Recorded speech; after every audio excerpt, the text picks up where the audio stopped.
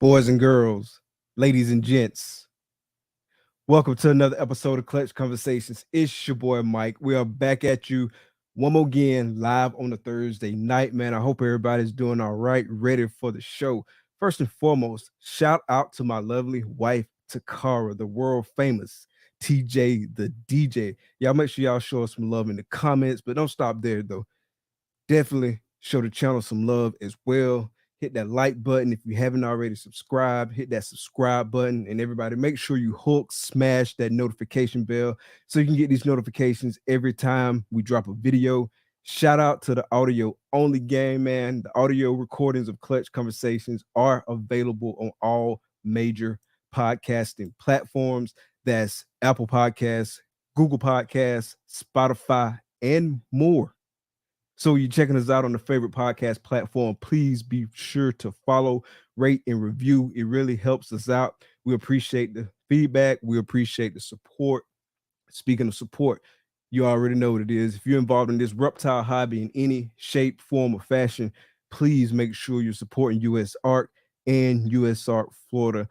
I'm sure I don't need to stress to most of y'all in the chat why it's so important to support those organizations, but definitely support those organizations. For people who don't know, these organizations help us fight for our rights as reptile keepers. Y'all saw some of the recent things that went down in Florida with the murdering of those snakes. And so this is what US Art Florida is here to help do, is help us to protect our rights and make sure that it's fair and balanced legislation passed in the court. So definitely make sure you support US Art and US Art Florida. The link for both organizations are in the description of the video. If you're not a member, go get you a membership. Memberships for US Art Florida are free, so there's absolutely, positively no reason you shouldn't at least have a membership. But let's not kid ourselves. In order to do what we need to do, we need money, so definitely donate what you can. Be sure to spread the word about both of these organizations that help protect our rights as reptile keepers. Tell a friend, tell a friend, tell a friend. Keep it going. Spread the word. Please, please, please, please, please. We got a lot of folks in the chat tonight. Let's see who we got in the comments. We got Eric's Morph Factory. What's good? What's good? Thanks for coming out. Bosa Balls. What's good? Shout out to the homies. Shout out to the classic, super classics. Got the homie mug right here. Use this on the daily. Shout out to the homie. Scales, fins, and feathers. Let's go. What's good? What's good? Thanks for coming out. Chris, what's good, bro? Thanks for coming out. The homie, Big Wiz in the building. Happy 420. Thanks for coming out, brother. Stan, what's good? Florida in the building. Stand up. What's up? Thanks for coming out. Keys, what's good, homie? Thanks for coming out. The homie Keys in the building.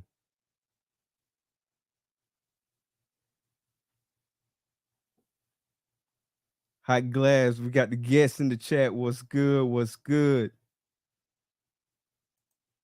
The big homie Ray, let's go. What's good? Thanks for coming out, brother. Got old man. I'm sorry, I can't remember. Vision getting bad. I was just telling them backstage how my vision getting bad. So old man pies and clowns, what's good? Thanks for coming out. Please make sure to hit that subscribe button if you haven't subscribed already. Tammy, what's good? Thanks for coming out. We're going to stop it right there. We're going to keep the intro, and then we're going to bring the guests to the stage.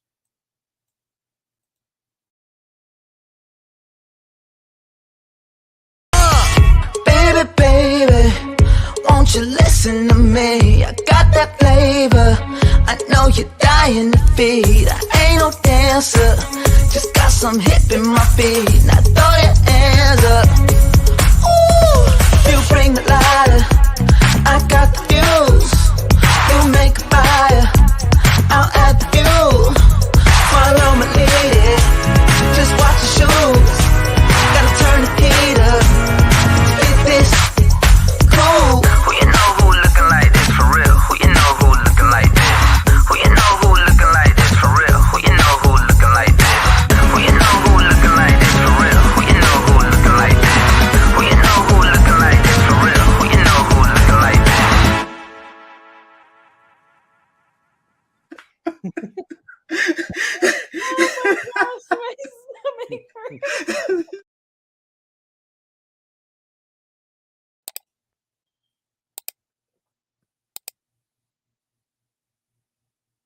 Episode 60, FnA Balls. What's good? What's good? How y'all feeling? How's it going? How's it going, everybody? What Happy up? 420. What up, man? We here. We made it. Mama, we made it. Shout out to TJ the DJ. Yes, sir. Shout out to the world famous TJ the DJ, holding us down on the ones and twos. What's Hell good? yeah. What's good? So, for the benefit of somebody who might come through later on and might not know, introduce yourselves and tell us a little bit about what you do. I'm Fred. I'm That's AJ. And we're FnA Balls. FnA. We breed ball pythons primarily so far. No plans really to breed anything outside of that. But No, besides rats. right, yeah, breed a shitload of rats. Yeah, I definitely want to dive into that a little bit later on. But how long have y'all been in business, like as FnA Balls, and talk about like what led up to that? Set the stage for us. All right. Well, fucking, it all started off with, well, first off, light him if you got him.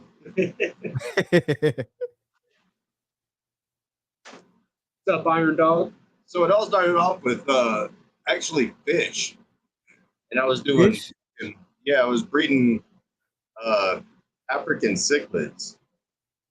And we had like fucking, like probably 10 tanks down here. We had Oh, yeah, I think we three might add more than fucking big tanks up. Yeah. Like all together, it was probably like 15, 20 tanks and shit. that. Yeah. Oh wow. Yeah. Like the biggest one was like 150 gallons or something. All right, so Like- both of y'all were in the fish game, and both of y'all were breeding fish, or It was mostly him breeding and taking care of it. And then I was doing kind of the business aspect, doing like all the ads on Craigslist and setting up okay. with the people and catching the fish and all that kind of stuff. Okay, So- and so y'all came from the fish game as a team already, like already as a solidified team. And Well, so we what? know each other since like he was in high school. Yeah. Oh, we word. for like 25 years ago. Yeah. But yeah, we didn't. I guess the fish game, or that was probably the first thing we did together as far as like a business, I guess.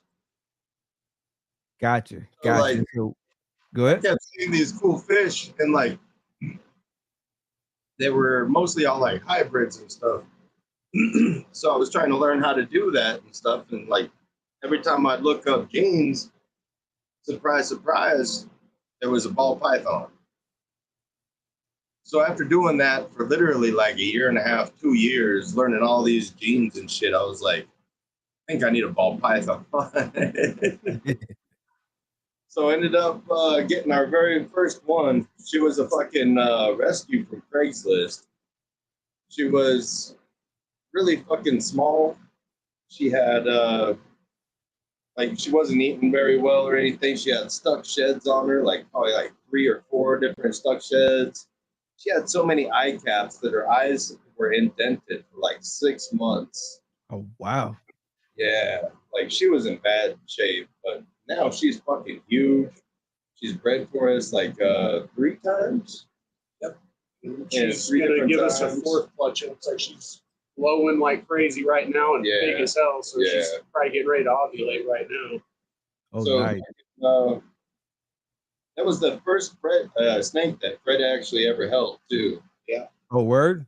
Okay. We got her back into good shape and stuff, and Fred was like, "I want to hold her." I'm like, "Hell yeah!" 'Cause And he How had long ago was this again? experience.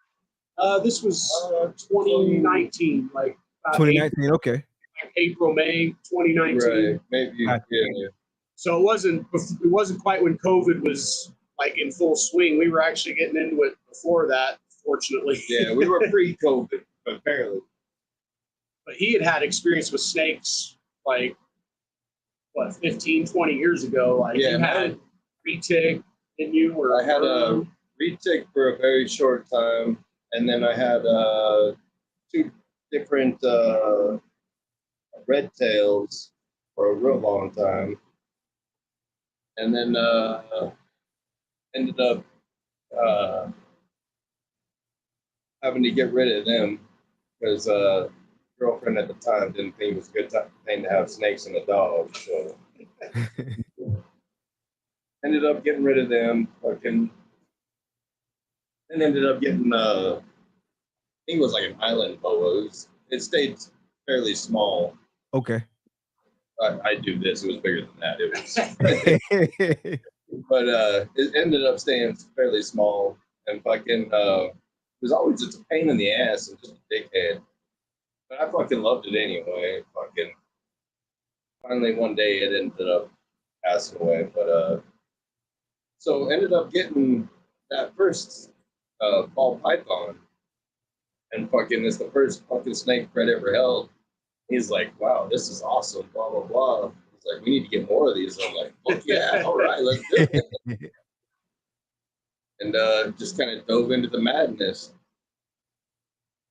And I was kind of like the financial part of it because I had the money at the time. And so I was kind of, got money for the racks. He bought, what we went in pretty equally at first on the racks, and he was actually hooked up with Tom Barnhart and wound up like talking like crazy with him and learning a lot from him and buying like it was like 4 snakes or 5 snakes.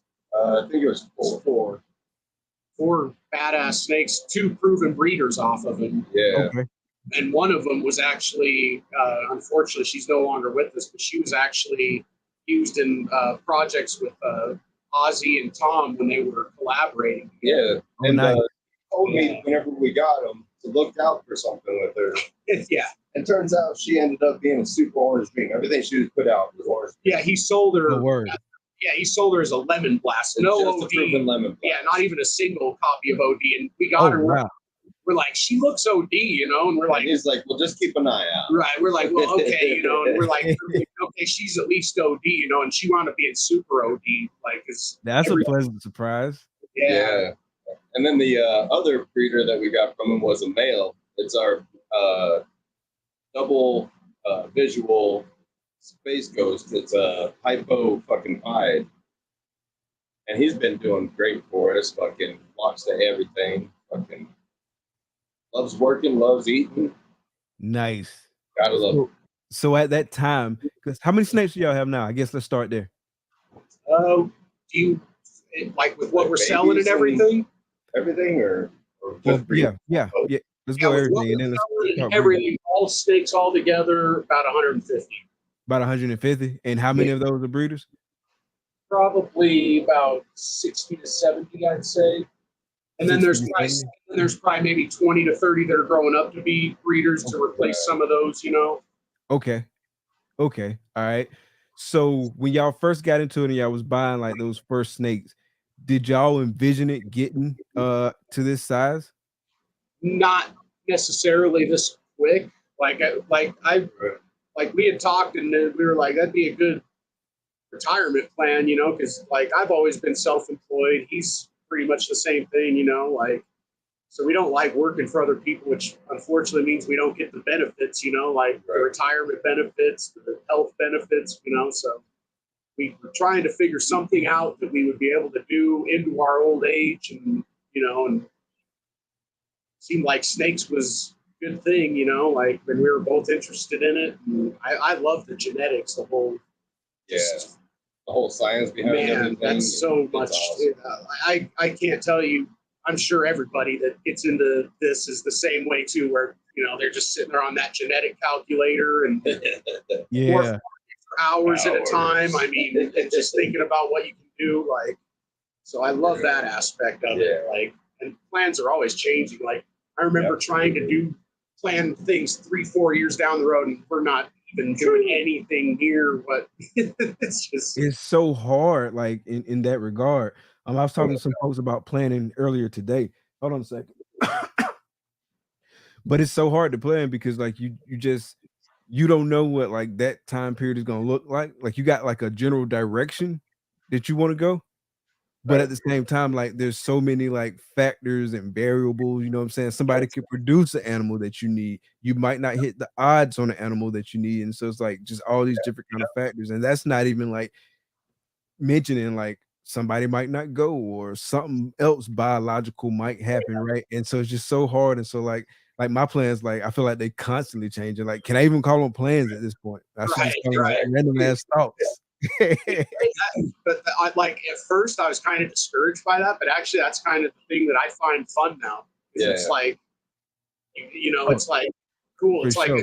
every season's a new adventure, you know, like Like you can try to guide it, but you still have to be fluid and go with the Right. You got to 100%. yeah, That's a perfect way to put it. Like, you know which way you want to go, but you got to be fluid because there's Right, so many other things. hard left for a while before you start going. But yeah, to your point, man, that's one of the fun parts about it. You know what I mean? Because I mean, you always got something to look forward to. That's another thing that I really like about it. Because like I'm thinking through this season, like right now, and like what I want to happen and stuff, and like what I expect in terms of like babies that'll be on the ground, like as far as like numbers and stuff based off pairings, and then like the types of hatchlings I would hold back if I got it based off the pairings. But at the same time, like I'm thinking about this season, but I'm also thinking about like next season. I'm like, man, like I'm really like mentally preparing myself for next season. And I just got eggs on the ground for my first clutch of the season like yesterday, right? And so, but I'm already like in like next season mode. Like it's always something to look forward to. Always. Definitely. Like, oh yeah, I'm gonna be putting this boy to work next year. right. This girl's gonna be coming of age. That's one of the big things. Like, is that like, and this is our fourth season now, and we're finally getting like stuff that we produced. Like, hopefully, going to be into the producing, breeding which is game really now, cool. so, right. Yeah, I can't wait for that. Yeah. I'm sure that's gonna be a nice feeling. Right. Like see a girl you produce sitting on eggs. I was going to say that's still something I don't think we've done yet. So we're hoping to see that this year. Right. Nice. So speaking of like looking forward to the future, like what's one girl that you got in your rack right now growing up that you just can't wait to pair? Growing up,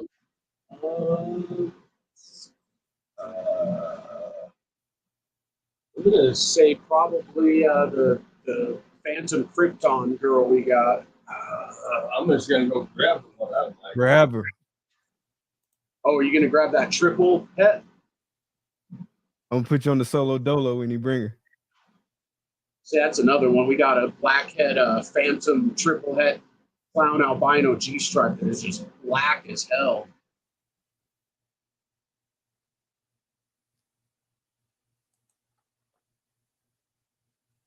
So what projects were y'all getting into at first? Like, and So- how has that changed? It was always about like freeway stuff for me. I saw a banana Mardi Gras when we were first getting into this. And I thought that thing just looked amazing. So I wanted to produce one of those. We still haven't. We should be this year, but that was my goal. But I'd say it's gone away from free. Like there's still freeway stuff, but we want to get freeway into clown. We want to do. Oh yeah, that's the one. But I'd say we're more heavy into clown now, blackhead stuff. You turn that on the light. She's actually more black than this light showing. So what is her morph again? She's blackhead Phantom and triple het for clown, albino, and G stripe. Okay. Yeah, I love those dark, rich colors. Yeah. So imagine Yep. the I love albino. how the pattern is like jumbled up in the middle. Like I love those dark jeans that interact and like jumble up that pattern in the middle. That's like one of my favorite things to see. She's got It's a really amazing. cool stretched ass neck too, because Yeah. Oh, look at that. influence. That's insane. That is insane. I love the dark morphs, man. It's like I feel like it's still so much more to be done with the dark morphs too. And she looks so dark in real life. I can see the iridescence, like even through the camera, I can see like just how shiny she is and how like sleek she looks. Nice. Definitely can't wait for that girl. She'll be eventually going to a blackhead cinnamon that's triple het for the same gene. So hoping to Okay. make super blackhead Phantom Cinnamon and combos. Okay. And so in terms of like where y'all going with it, are y'all focusing on multi-recessives or what's your strategy in that space? Definitely that. I mean, that was kind of a fluke project because we had an albino G-stripe girl that was just like, what do we put to this girl? Okay, let's put this to her, and it wound up, because albino Kikis, I think that'd be pretty cool with the black head and the darker jeans might be really cool, so that just wound up being kind of a cool project but we don't have that girl anymore. But I'd say we do still, but she's she's on a breeder loan. Yeah. So, but I'd say the recessives we're most kind of stacking right now are like Clown, Hypo, Pied. Those are the three biggest, and then probably DG after that. Right. What would you say after that? Then probably G Stripe after that. We're hitting that Krypton shit pretty hard too. Yeah, we did get one clutch of Kryptons and Clowns last year, so we are trying to go down that whole Krypton and Clown route. But I don't think we're going to necessarily go for Cryptic, like just Kryptons and Clowns. Right. Okay. Gotcha. Because it's kind of hard to identify Kryptons and Cryptics. So if you're producing them in the same clutch, big shout out to Pip Stalkers. I know that they're going for Cryptic stuff. Hell yeah! Oh, nice. Yeah, nice. So you mentioned breeder loans. Do y'all do a lot of those, or like what's your experience with that to date? And like, if you don't mind speaking to like the details of how you like set those up and whatnot, and kind of like what your expectations are and things of that nature. So we haven't actually gotten results yet off of breeder loan, but we've got 3, I think, going now, or actually 4. We've got one with KY Constrictors Rob. And basically the way we worked that one was we sent him a pastel freeway girl, and he's putting a powerhouse male. He's got turns out to be a Mardi Gras. Yeah, we wound up. It's actually a pastel Mardi Gras that we sent, but right. He's putting a power male to her, and we're gonna let him keep her. We get first pick, and we're splitting the clutch. Right. Okay. Nice. And another loan we're doing Keys. Shout out to Keys fam. Shout out. He's actually sent us 3 snakes, right. a spider double head albino pied, super enchy girl, and then a bamboo calico pinstripe yellow belly. That everything? I believe that's everything. And we're putting our super asphalt basically, I think all 3 of them. Yeah. Okay. Plan on just hooking him up with a lot of asphalt shit. Yeah, because he's makes some moves in the in that complex. Right. Yeah, and then he says he wants a lot. We'll get him a lot. Here you go, my brother. Right. And then we threw albino G stripe and a pied girl to Derek Big D's pythons. Okay. And putting the redhead ivory boy to them. Right. I believe we're just splitting the clutch with those. And then we just had a local fella that we're friends with, and we just gave him a orange dream pastel pinstripe double head hypo pied male, and he's putting him to like 2 or 3 females that are all double head, but with like a few different genes involved, and we're doing the same thing with him, just splitting the clutches. Probably let him keep the male too. Okay. Yeah. That's what's up. We haven't actually had the results yet or split anything with anyone yet, so we're hoping to do all that this year, like multiple times, which would be nice. Yeah, so definitely keep us posted on how that goes, man. Maybe y'all can set the blueprint. Yeah, for sure. right. Cool. All right. I mean, you gotta kind of keep that focus on where you want to be, but you gotta be able to go with the flow. Right. Oh yeah, 100%. You never know. Could you end up with every fucking one of them in the clutch, like being male, and then everybody was looking at it like, oh, you want it? Nah, you. Angel Caro says thank you for working with albino. And we just gotta agree to sell and split the cost, or split the proceeds or whatever. What'd you say about albino? Oh no, I was saying Angel Caro says thank you for working with albino. Okay. So you said hypo, you said albino. What other recessives y'all working in? Obviously cryptic and clown. I know you mentioned those, but what was there others? DG. Yeah. What else? We might be getting into ultra milk because we got 2 girls that are 66% head ultra milk. So. Right. Okay, shout out to Team Ultramel. And if that happens, Yeah, you already know. Ultramel, and then get into Monarch. Say again. He said there's a good chance we sell the ultra milk and get into Monarch. He just Man. He's just taking hate. we actually do like both projects though. We see potential for both. It's definitely I like some of the stuff I seen with Monarch, but I'm definitely Team Ultramel.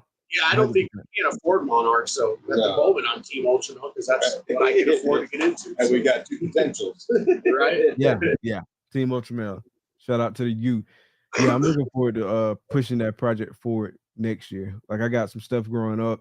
Like I got a double het female. I got another visual Ultramel combo het clown, and so I'll be working like the Ultramel clown project. So double het Ultramel clown, and then that one combo girl, and then next year I plan on like pushing it forward too, just like with pairings and stuff. And so yeah, man, I really like that project a lot, and I still think it's a lot to be done in it. Like I feel like it's somewhat slept on. Like maybe it's just me because like Hypo Clown is another project that I like a lot, and I feel like that one's slept on as well. Like I feel like I love DG Clown. Don't get me wrong, but like I feel like that gets a lot of focus when Hypo Clown and Ultra Clown still got a lot of stuff that can be done too. And I'm gonna work all 3. Like Clown is my favorite recessive, and so that's gonna be the base recessive for all of my recessive projects, regardless if I'm trying to hit double recessives, triple recessives, quad recessives. Is 9 times out of 10 gonna have Clown in the mix somewhere, and I'm just building off of that. But yeah, the Hypo Clown project and the Ultra Male Clown project are 2 projects that I'm just like really passionate about. And I want to see those taken to like another level. Clown Pie too. You know what I'm saying? Like, don't sleep on Clown Pie either. Like, I still feel like there's a lot that can be done with that. Like seeing what Justin hatched with the lace Clown Pie stuff, man, that gives me like so much hope for the future of like what all that's still left to be done in that project. And so like it's always cool to like see some genes like just have like this crazy reaction that just like give a project just like a different set of legs. That's pretty cool. So definitely looking forward to working those projects. Absolutely. Especially like lace Krypton pies. Oh my. That's gonna be amazing. Oh yeah, for sure.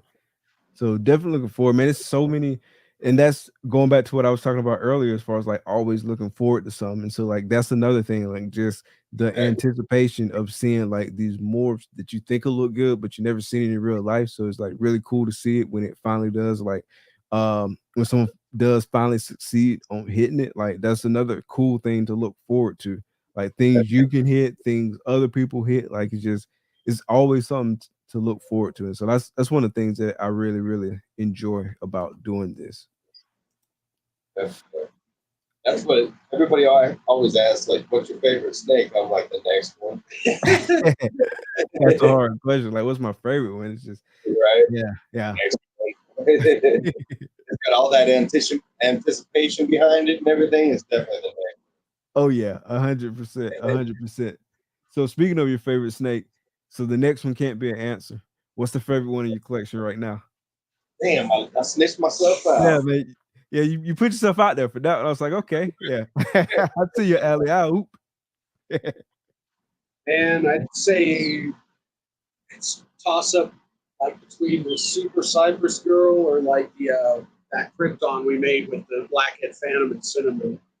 Okay. Yeah. Nice. And what's the plans for the other? You said she was a Super Cypress? Yeah, so we got Bleaky going to her right now, the Blackhead Phantom Cinnamon Clown going to her right now. But I mean, okay.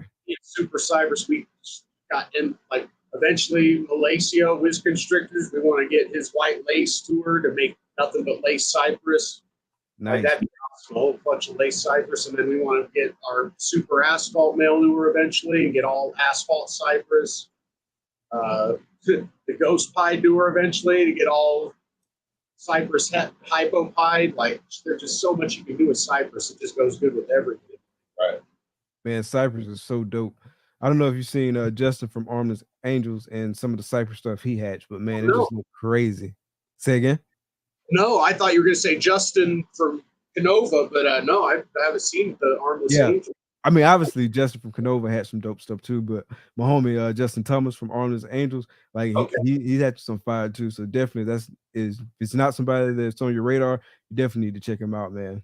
Definitely, man. Especially before it was cypress. Right. Oh yeah. Yeah, you definitely need to check him out, man. Go check it out. You can thank me later. Shit, I'll thank you now.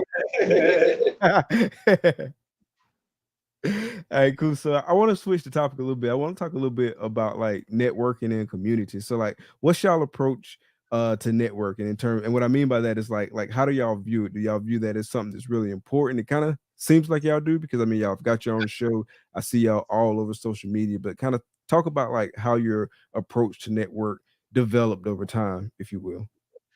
Well, I'd definitely say, like, being self-employed for 25 years, that's something I was never very good at until I did this. And getting into this, it just seems almost like the norm. You know what I mean? Like, and maybe that's because we were kind of more learning from YouTube mostly. So maybe that's just the norm that we exposed ourselves to. But it just seemed like that's what everyone did, you know? So it just seemed like that's what we should do. And it also, right, Cypress Script one. Yeah.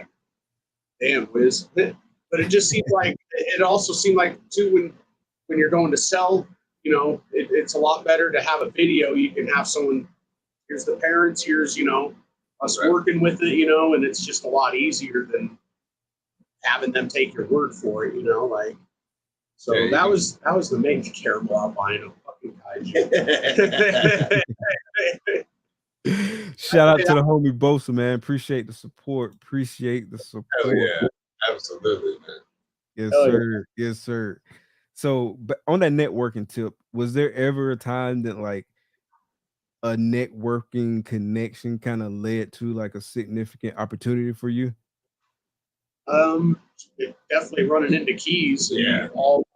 Everyone here, like, definitely, like, everyone in this chat probably pretty much we wouldn't have connection to if we wouldn't have got into keys. And the way we met Keys was it was like one of their first lives. It was, I think it was their first show they went to, and they went live at Daytona, I think. And he was just buying like snakes like left and right and shit. Like it was some of the first ones he was buying. And I remember they actually remember that too. And they were actually telling us that we were one of the first people they used to watch and that, and like that, like, nice. Yeah, like we were like, what? Like, so like that was definitely a good connection, and we got to meet them in person at Tinley, not this last March, but a year ago, March of 22. So that was really cool. We got to meet Big D and Keys and KY Rob and Nicole and just all sorts of people. So that was I could definitely attest to that. Like, I feel like half the people that I know in the industry is just because I met up with Keys and like linked with him, and then I just started like knowing all kinds of people just through that connection. So I can definitely attest to that for sure. Oh yeah, Absolutely, man. Keys had the keys on them.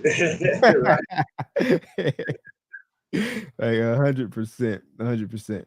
Now we need to make a Daytona to meet like you and Boza and Stan and all the other people in Florida. Yeah. So are y'all planning to go to this Daytona or not sure?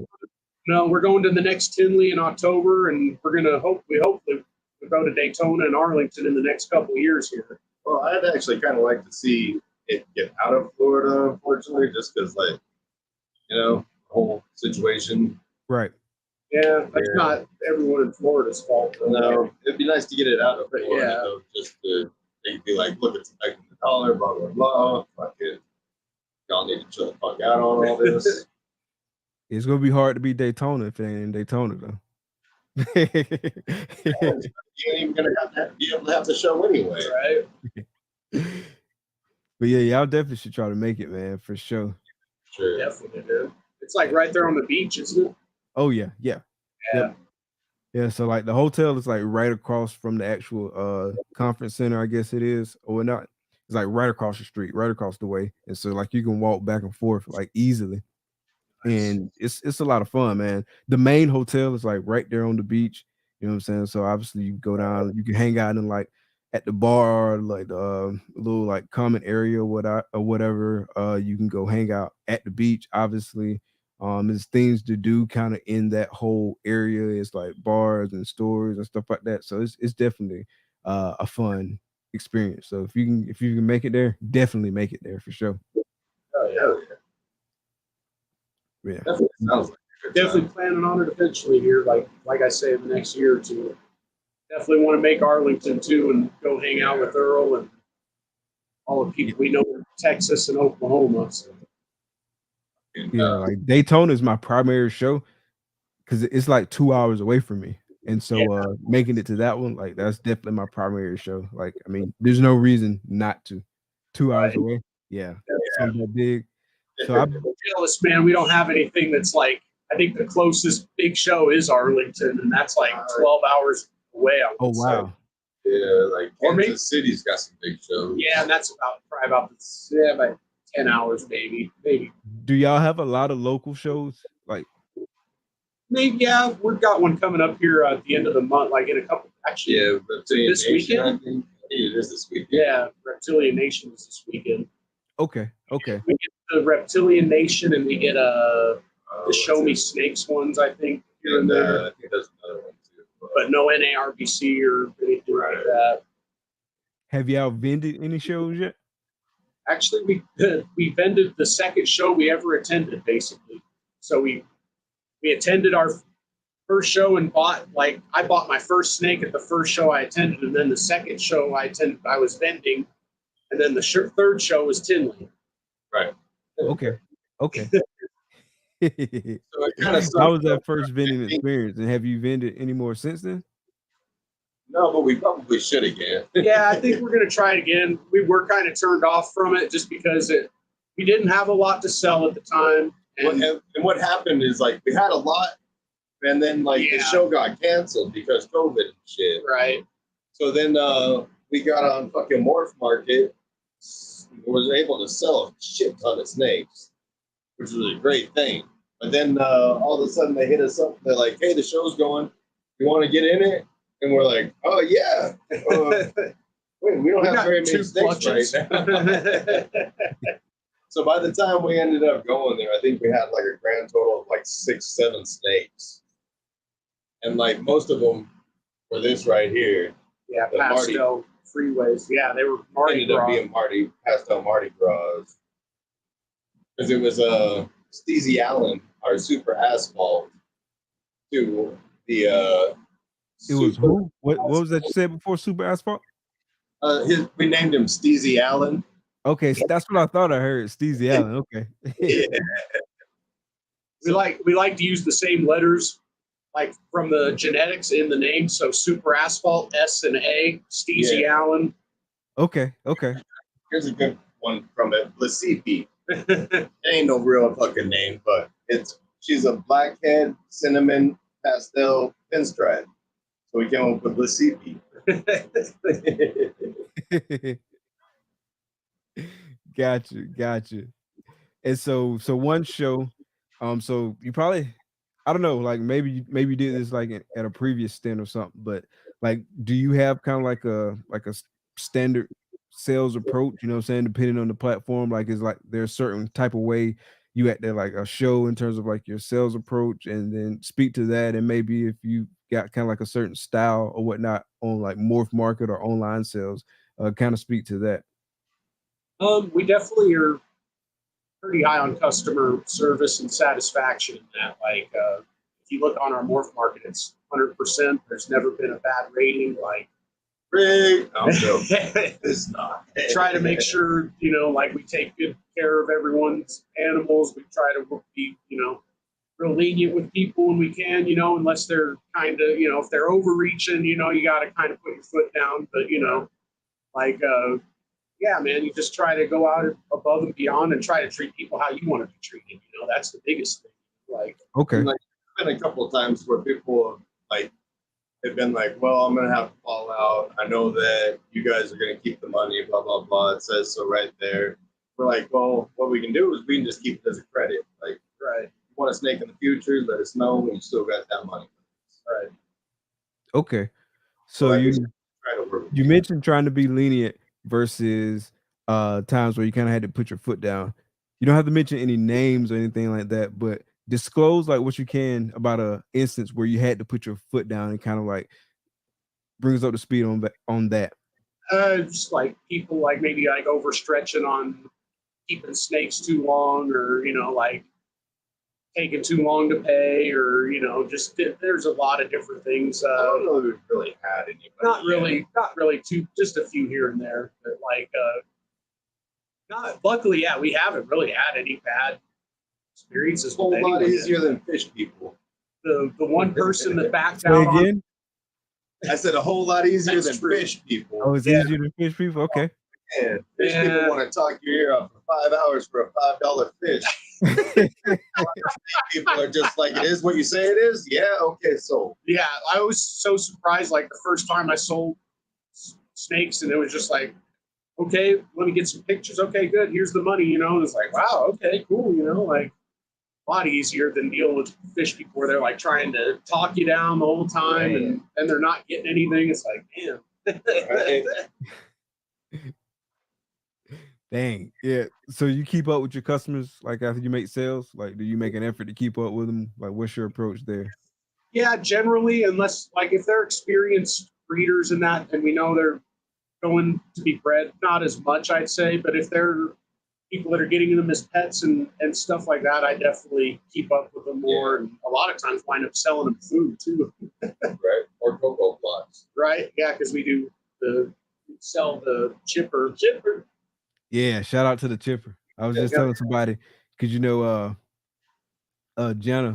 is like she's doing like the comparison of the different cocos, and I had just coming in on her post like right before this that the chipper was like the best substrate known to the planet. I got some cocoa to go too that I gotta like whip out and use more too. What up, Casey? Say again. Yeah, shout out to Casey. She just joined my Hot Blast Patreon. So Okay, nice. So you said it's your what Patreon? Your Hot Blast? Is it with my Hot Blast? Yeah, just started up a Patreon. Fred's okay? also, So you got a Patreon for the hot glass? yeah, he's a glass blower too, and he's been starting to do more glass blowing videos online on YouTube and shit. So I saw some of that. Like, how did you get into that? Just wanting to work for myself, and I had a couple of friends that had about a month or two head start on me, and like I had went and messed around on their torches and kind of was learning the basics, and decided just to go in head first, and the feet first, however you go in. But you would like to enter the water. I saved up a couple grand, got all the setup I needed, and just went for it. Luckily it was a lot easier to survive back then, and didn't have as much, overhead and cost to survive. So it was a lot easier to start a business as a young person. If I tried to do something like that now, I'd be screwed. How long have you been doing it? 25 years now. Oh wow, yeah. So you've been doing it a minute. Yeah. It was actually a little more. I think 1999 was when I started. So I'm Nice. 24 years. Sorry. Nice. Dang. Yeah, I didn't realize you had been doing it for that long. It was pretty easy to pick up. I think so. Yeah. I mean, the first year or so was definitely a big learning process, and I depended a lot on friends and did a lot of good deals for shops. Oh well, I mean, I guess it was good deals. I thought that they probably thought that they were paying exactly what they needed to, because it wasn't as good as other glass they were getting. But I mean, yeah, I mean, it took probably a year or two, and I was starting to make some pretty good money at that point. Then the industry kind of took a turn. Like Chinese glass and import glass started kind of taking over a lot. Yeah, so that's it's really been hard the last 5-10 years, I'd say. But Yeah, that's why I'm trying to get the Patreon going, and Fred is making me some dishes. What kind of tiers you got on your Patreon, or is it like a one tier for everybody type deal? It's 3 tiers. The cheapest tier is $10, and I kind of run it kind of like Miguel with Always Evolving Pythons. How where It's like a savings. yeah, basically like a savings account where sense. the $10 tier, all $10 every month goes into a account that you can use on the Hot Glass website. So I got my own website and everything. And then the second tier is $25 a month. It takes $20, puts $20 into that account, but it has I do monthly giveaways as well. And the $25 tier gets more entries into the giveaway, and they also get a bigger percentage off on the website. And then the final tier is a $40 tier. They also get $20 credit a month, but they get a special glass piece worth $200 or more and a YouTube video to go with it. And they also get 5 entries a month into the giveaway. So there's a monthly giveaway, and then there's also a yearly giveaway at the end of the year. Not to mention the giveaways he does on the show with the raffle tickets. Right, but these are just Patreon only giveaways I'm talking about. Right, if you're on the Patreon, it'll be like a monthly giveaway that's members only, and then there's a yearly giveaway, which all the monthly entries go into. Gotcha. And so, as part of the Patreon, are you like putting people on game, like with like how to like blow glass? Like, what all are y'all chatting about? That isn't really no. It's more for people who are buying glass, like consumers in that, like to save money on glass. But I wouldn't mind gearing it towards people that want to learn. But I don't know. There's already other people doing that kind of thing. Yeah. So I mean, I'd definitely be down to do it though. If somebody was interested in, like, I could figure something like that out. Gotcha. That's what's up. That's dope, man. That's real dope, man. I wish you the best of success, the most success. That's dope. I appreciate that. And I didn't realize, like, yeah, that's definitely news to me. I didn't realize you'd been doing it for like damn near 25 years. That's wild. Yeah, man.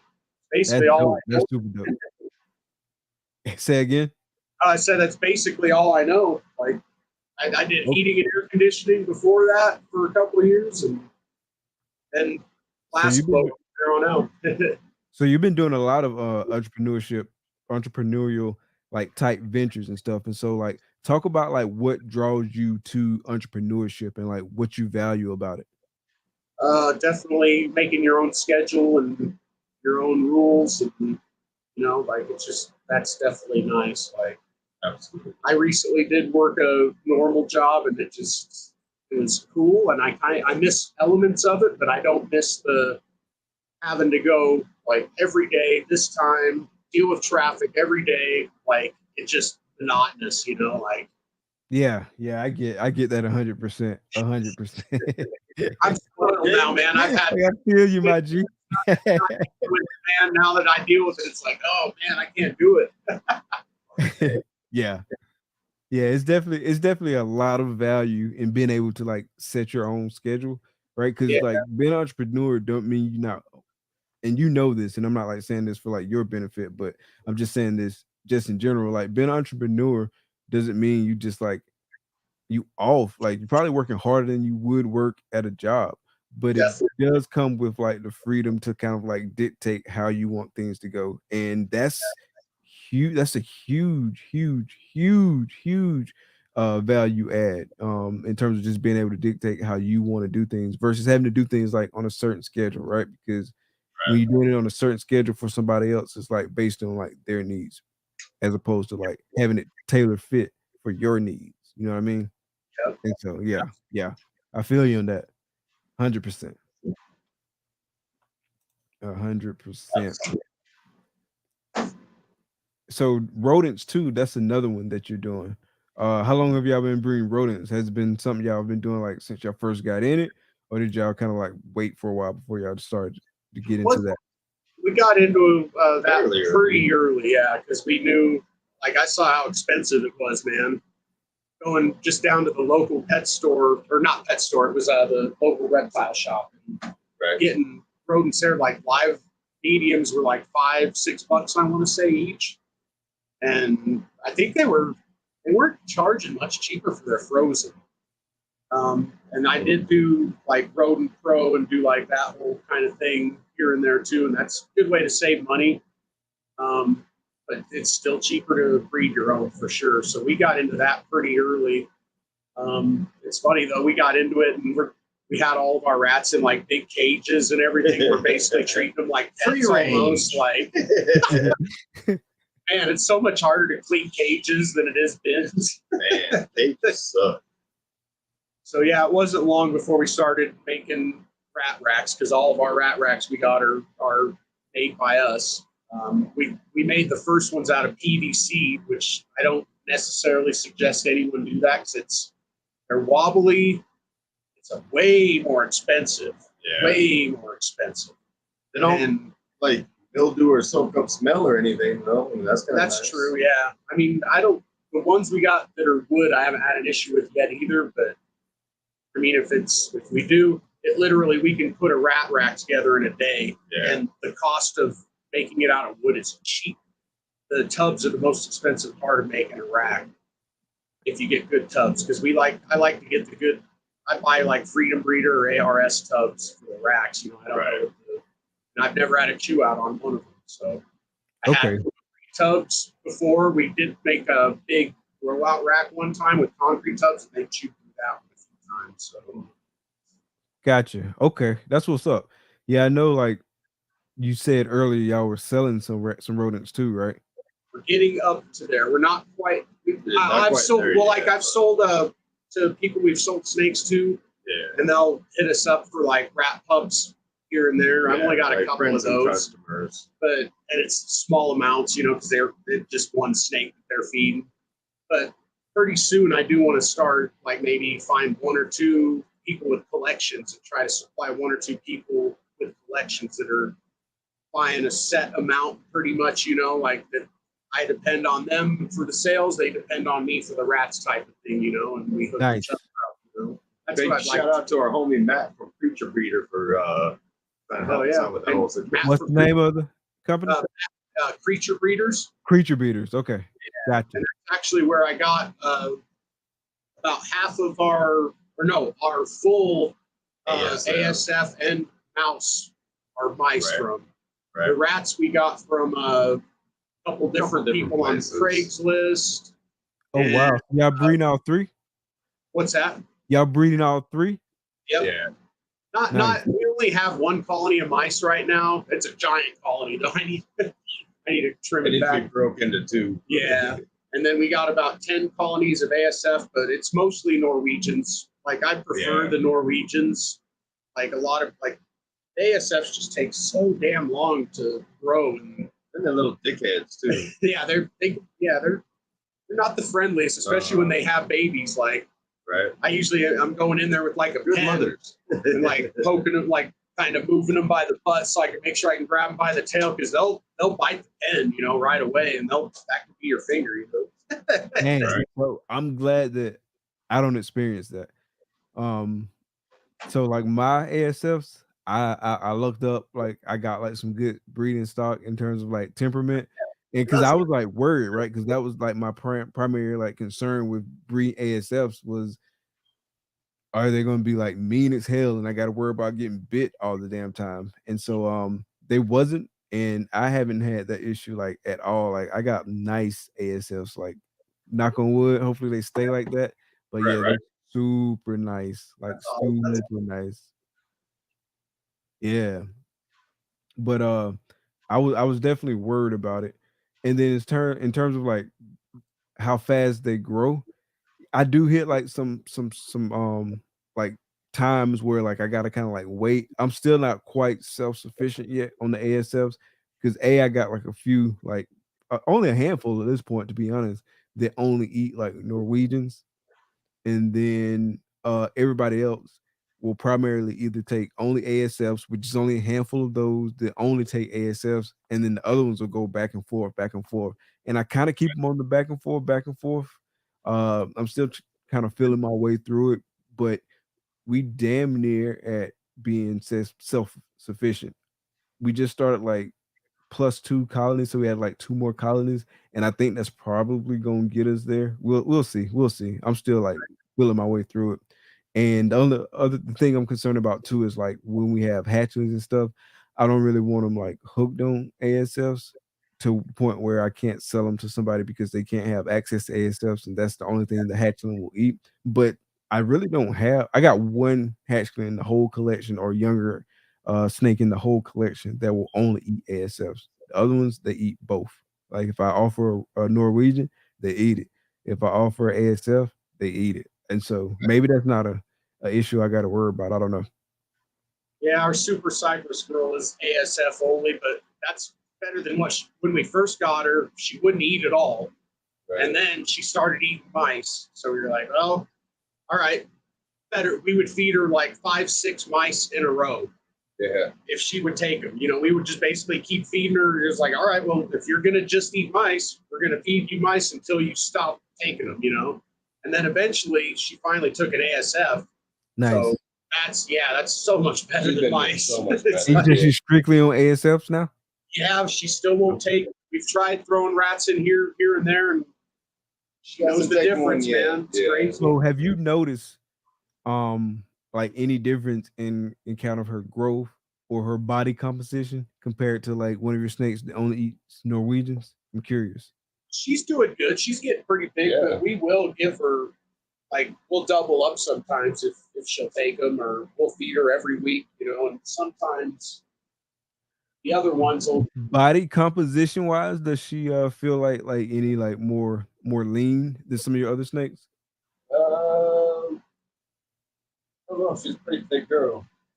And the reason I'm asking is because a lot of my snakes that I only feed ASFs, to me, they feel like more lean than my snakes that either eat both or like strictly rodents.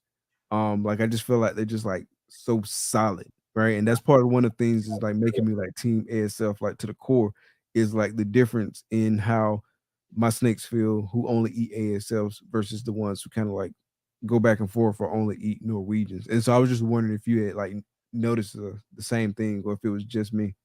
I hadn't really paid attention, but I'll have to look now because that kind of makes sense. I mean, if the ASFs are supposed to have more protein, right? So yeah. The Norwegians have more fat. So. I would say she probably doesn't have as much fat as some of our bigger Norwegian girls. Yeah. Gotcha. Angie and Spark girl. Yeah, we got some big girls at Norwegian. I got one girl, she'll Mojave hypo, and like we was cleaning her tub like last time we was doing like tub cleans, and I was like, damn, I gotta put her on an ASF only diet because like she just feels like so squishy. Like you just gotta go definitely the ASFs only. Like we could put you on a diet. Yeah, we might have to do that too. Double girls, right? And she like I don't power feed any of my animals, but she just eat regular Norwegians like regularly. Like she was one that I always fed like Norwegians primarily, but I'm definitely gonna put on ASFs and see if it make a difference. Like I'm not gonna change the feeding schedule, but I'm gonna just put on ASFs and see if that make a difference over time. But that's going back to like things that's fun about the hobby, like being able to like see that stuff and kind of like work through it and like problem solve and stuff like that. That's another thing that's fun about doing this. And just learning and getting better because like I feel like talking to people like yourselves and talking to people other people online and just like hearing about different people's experience and just kind of like seeing all that and like problem solving and thinking about like would this work for me or do I want to try this or do I want to try that, like all that is like that's fun. I mean like that in and of itself is like part of like the artistic nature of what we do, just like honing in your husbandry, like that's an art in and of itself, on top of the art of the planning, on top of the art of obviously making the ball python morphs. Like it's just so much that goes into it. Like art comes in like so many forms, right? But yeah, that's super dope. I don't even know how we got off on that tangent, but yeah. No, I think it's super dope. So talk about like some of your goals while we're on the subject of morphs and art and whatnot. Like talk about some of like your long-term projects and what you want to hit in the future. I definitely like the hypo clown stuff like you were talking about. We're also getting into hypo DG stuff. And really all the stuff we're doing is gonna work well together eventually. Yeah, like basically everything, all the projects we got are like hypo clown, Hypopide, Hypo-DG. So like when we start putting them together, we'll have the visual hypo double heads. So it'll take a little bit of legwork out of the situation. Definitely. Nice. Yeah, like we're trying to work with codons that work good with all of the recessive projects that we're planning on combining too. So I know you got like some Posset ultramel stuff, like some 66% het ultramels. So let's just go out on a limb and say you did get involved in the ultramel game. Like, which way would you take it? Well, it's a pied, visual pied. We got two visual pied girls. They're both 50% hypo, 66% head ultra. So it'll probably be going hypo pied route, and just getting other codons in at that point. Okay. We just picked up a dope chocolate pied het hypo boy from Matt from Creature Breeder. Said chocolate pie het hypo? Yeah. So we could potentially put that boy to one of those and get visual pies, prove out the hypo, and then we could just test for the ultra mel. Yep. Nice. Yeah, I think to repeat what I said earlier, it's a lot of stuff still left to do in that project. Yeah. And then we also still got our quad heads that should be going probably later this year or more than likely next year. But we ended up with only 3 girls though, right? Yeah.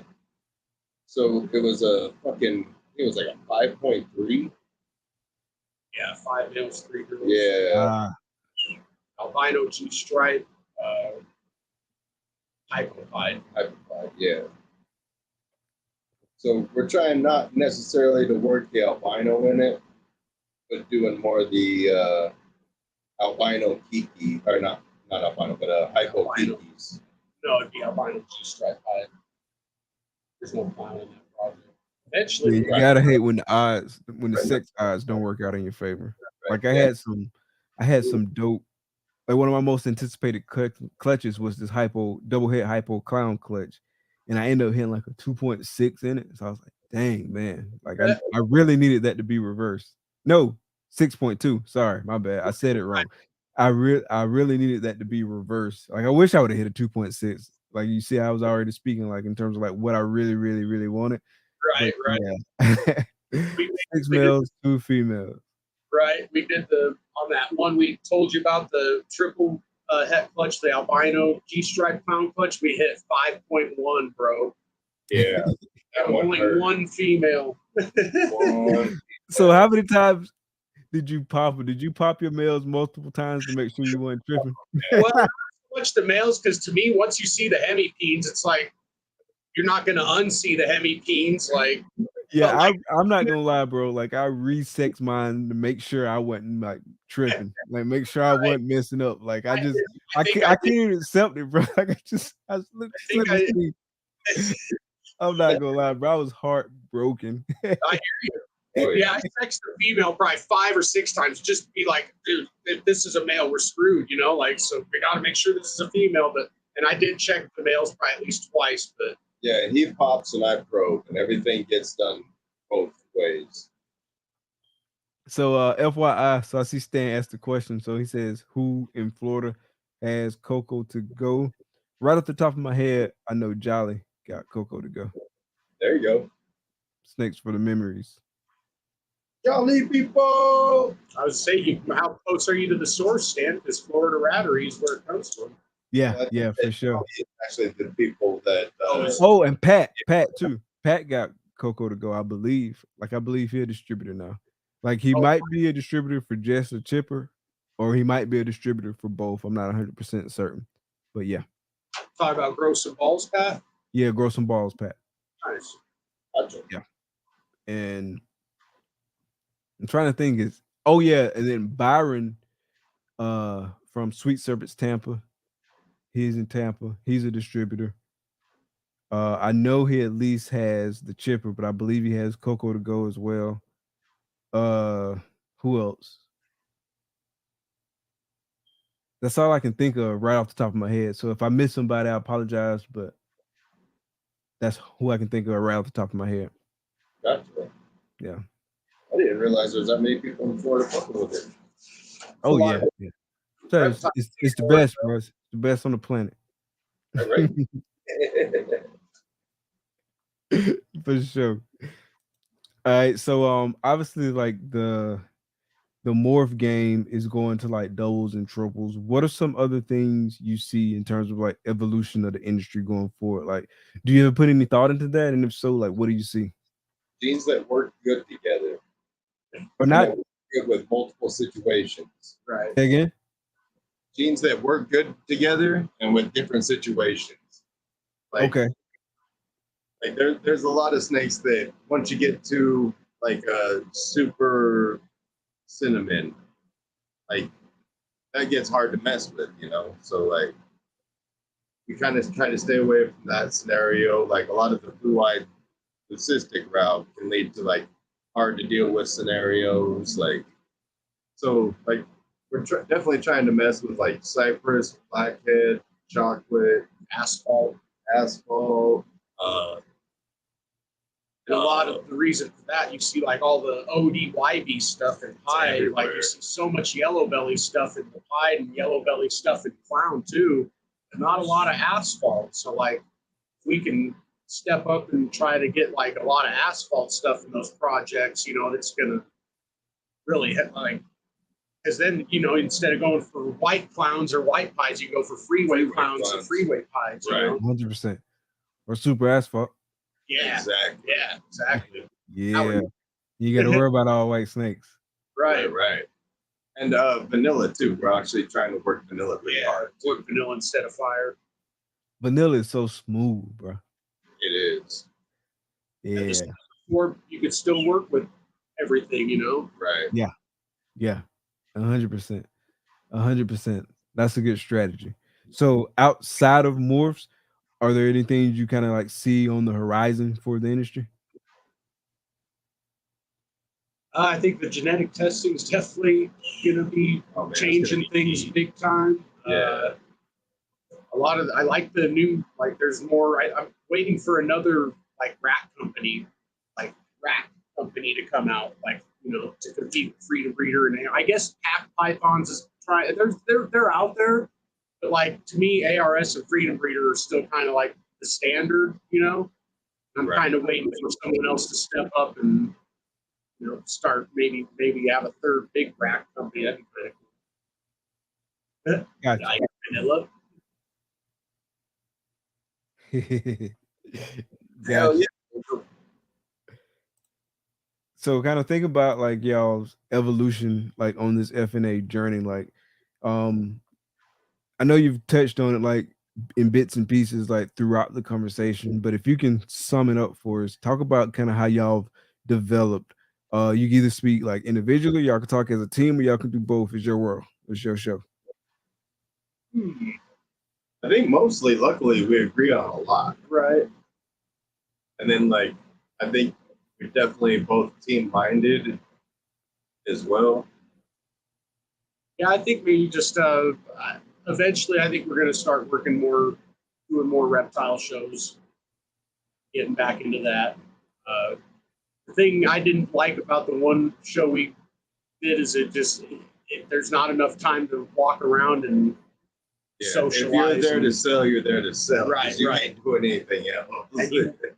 And you don't want to be like that person that's just sitting there. Right. Where's Like, this guy at? right. He's not even at his booth. Right.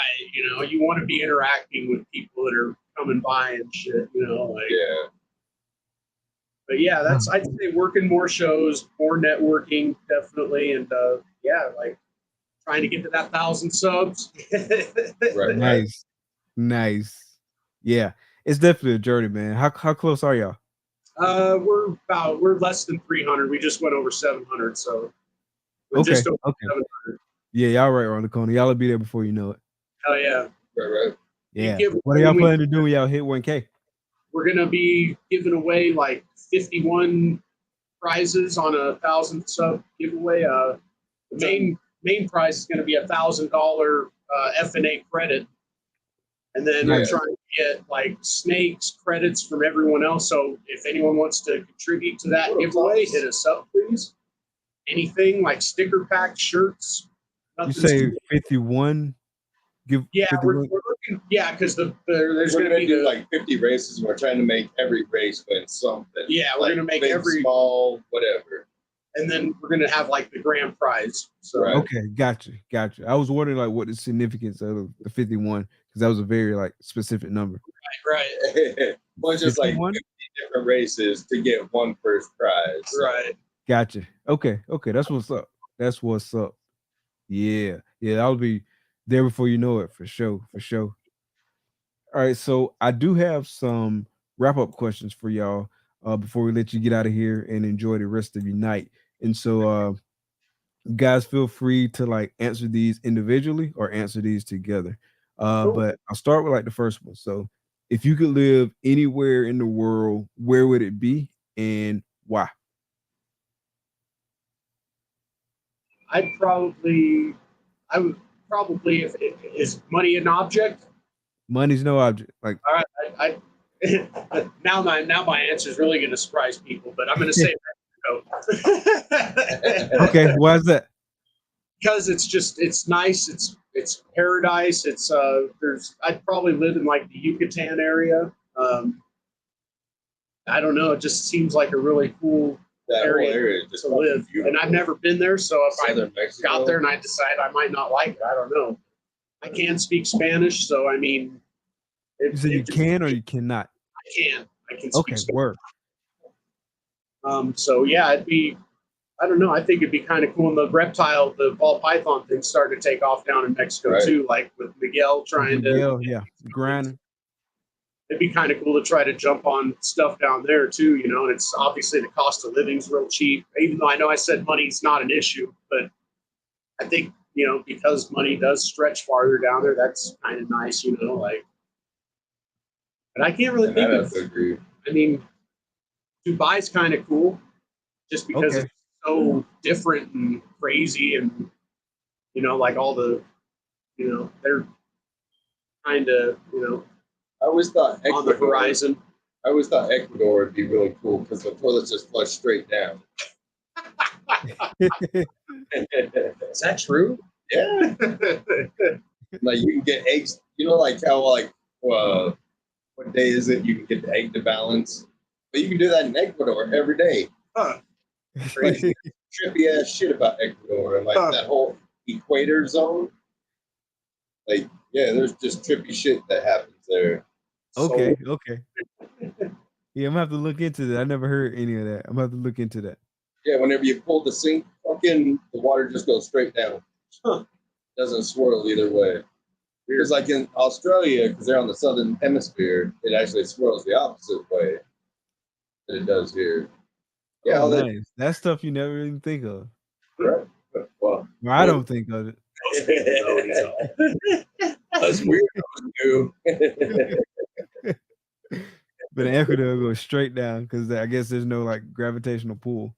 Like, right. It's like the twist isn't there. Basically, is because it's right there on the edge.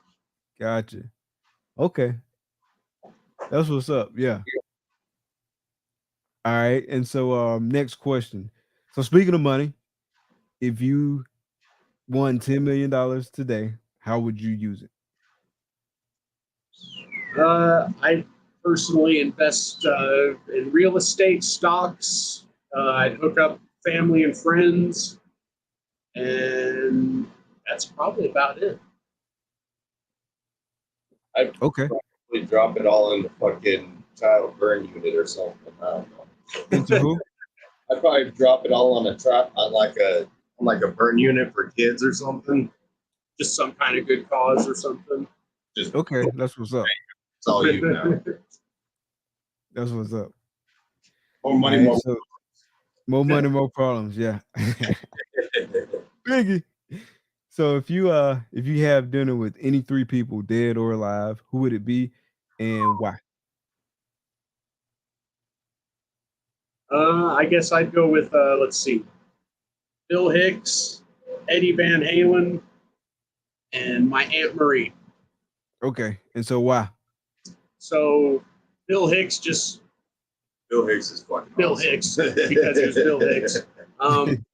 Eddie Van Great Halen because I comedian. played guitar and that was one of my idols on guitar. And then my Okay. Aunt Marie because she's one of just real life idol. She's just a great person. She was actually the youngest person ever to become a sheriff in the Denver Sheriff's Department, and she was the first Okay. female to become chief. She was actually a chief in the Denver Sheriff's Department.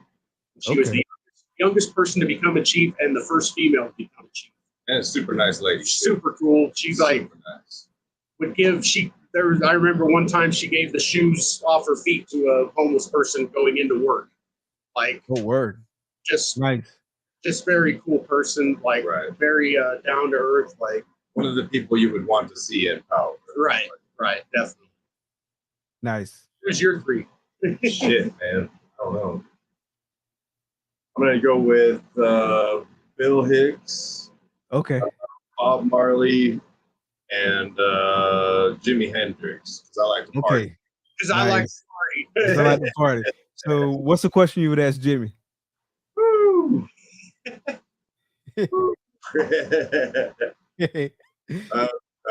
I don't know that I can actually ask the first question. I don't know why.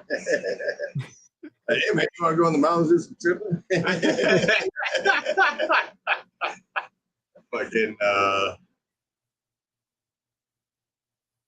yeah, man. I don't know. Just to be able to hang out with those guys would be awesome.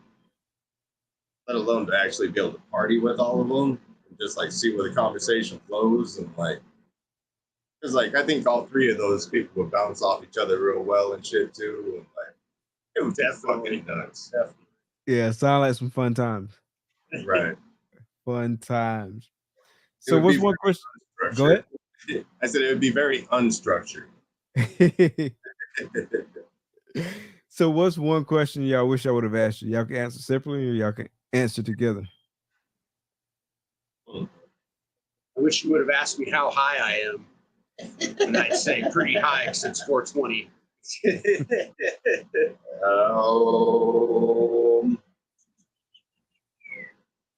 He wishes you would have asked him how long his beard is. Long enough to throw it over my shoulder to take a piss. That's true. How long you been growing it? Shit, man, it's been Right, 20 years probably out there. like it's I didn't realize it was that long. Dang. yeah, it's a little long. Yeah, Like, a little long. It's I'm just sick- like your whole wingspan, bro. And you still got like a dip in it. Yeah, like I'm 6'2", so Dang, yeah, that's long. He's trying to get it long enough to play jump rope with himself. double Dutch going and shit. I mean, there's two of them. Nice. All I got is stand there. Say again. I said all I would have to do is just stand there. On the other end, do all the work. Yeah, I didn't realize your beard was that long. That's what's up, bro. For sure. That's a long time. You say 20 years? That's probably about that, yeah. Damn. Yeah. Nice. So when you started growing, did you intend to like keep it this long, or it's just kind of something you kept doing? I just decided to let everything go. Started listening heavy to Bob Marley and shit. And fucking got the Nazi dreads going and fucking just kept it going. Eventually one day, like I always had like a big goatee, basically. One day I was like, fuck it, I'm gonna dread this motherfucker up. I think that's the only reason you're able to get it to go that long. Yeah, actually. absolutely. And the guy with the longest beard in the world, actually, I think he was just under 8 foot, but his shit was dreaded too. And the way he died is he tripped over his beard and died. Oh, so word? I look forward to. Well, it looks like you got He 5 tripped over his beard and died. Yeah, like fell down. So some what shit. happened? Like because like I didn't trip and fell before, but I think you a lot. years and shit. Yeah, Say again? I believe he fell downstairs. Oh, he fell down some stairs. Okay, because I was about to ask, like, I don't know. I wanted to know, like, So what it ain't led to his death, but falling down like a flight of stairs, like, I can see that taking you out of here. right. Yeah, I think that he was like at the top of some stairs and fucking fell down or something. Stuck on his beard. That's wild. That's not funny. That's wild, though. Yeah. It's wild and funny. Don't even get me laughing at inappropriate shit, bro, because, like, you won't be able to, like, stop me. Like, that's wild, though. Like, damn, like, he was a legend for real. Like, I will never forget that, bro. Hell yeah. What was his name? You know? I don't remember his name, but there's like a photo of him and he's standing like on the box and his beard is going and like on the fucking ground and like twisted around like 3 or 4 times. I'm like, damn, that's gold.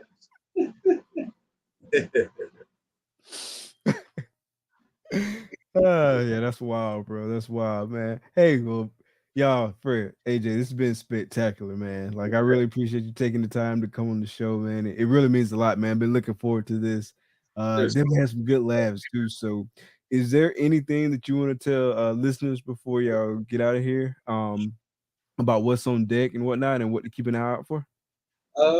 Tomorrow afternoon, I'll be doing a live blowing session and raffling off Glass blowing. Yeah, glass blowing. Seiko. Not that kind of blowing. Keys, not those kind of Hey, my OnlyFans is. But I'm going to be blowing glass tomorrow, and I'll be raffling off some pieces, and 50% of the proceeds are going to go to US Art Florida and Mike Coffee's GoFundMe. So everybody tune in tomorrow afternoon at 4 o'clock Eastern. So a quarter of it goes to one and a quarter of it Yeah. goes to the other. Yeah. Okay, okay. That's what's up. Same thing next week. So for the last drawing of the month, I'm going to basically start doing drawings and raffles like every Friday. Do y'all have that posted on IG too? I believe so, yeah. Yeah, I'm gonna go in there and share that. Yeah, for sure. Word, And then, word. That's what's up. Sunday, Wake and Bake with Snakes. This Sunday, we're going to have Tim from Intrepid Exotics. So I'm sure we'll be talking about that WC Florida, thing. right? And then next Sunday, Wake and Bake with Snakes with GCG Casey. Right. And Nice. we'll see everyone there. Nice, nice. Yeah, so y'all got a lot coming up. I'm gonna definitely go on IG and check that out and share the story or whatnot, or share the post on my story.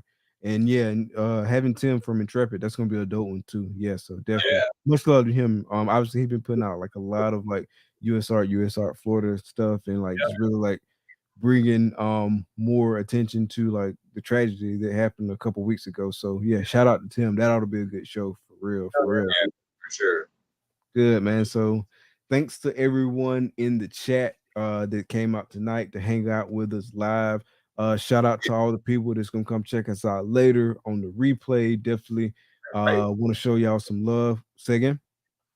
Oh, I just said right. Oh yeah, yeah. So everybody, y'all make sure y'all hit that like button, hit that subscribe button, hit that notification bell. Make sure y'all go check out Fred AJ everywhere. I've got links in the description of this video, so definitely check that out.